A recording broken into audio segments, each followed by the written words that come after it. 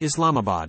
Caretaker Interior Minister Sarfraz Bugti called on Chairman Senate Mohammad Sadiq Sanjrani at the Parliament House and discussed the prevailing law and order situation in the country.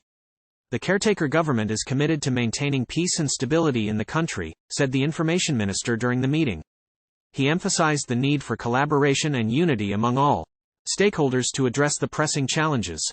Sanjrani acknowledged the importance of a collective effort in ensuring a stable and prosperous Pakistan. The Chairman Senate stressed that collaboration, information sharing and coordination among institutions were paramount in maintaining national stability and ensuring the safety and security of citizens. They also discussed the steps taken by the government to restore peace and promote development in the region of Gilgit Baltistan.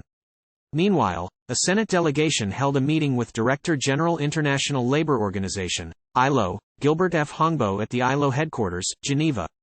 According to the Senate Secretariat, Hongbo appreciated the active engagement of Pakistan with ILO and thanked the delegation for the opportunity to have a candid dialogue with him and his colleagues. He also shared that the current work program being carried out by the ILO country office in Pakistan aims at extending and enhancing technical and advisory support to Pakistan to strengthen its compliance with ILO standards.